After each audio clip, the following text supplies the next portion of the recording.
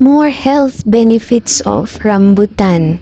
Nasabi ko na last time na ang rambutan ay pang anti-diabetes, pero hindi po yung mismong bunga, kundi yung juice na na-extract sa peel or sa balat ng bunga ng rambutan.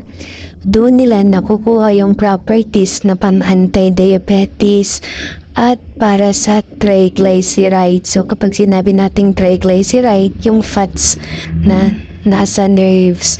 And aside from that, ang rambutan ay maganda sa health ng heart.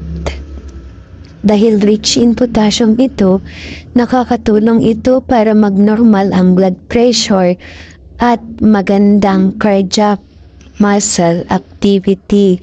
Kaya malaking tulong ito para maiwasan ang mga cardiac arrest or stroke.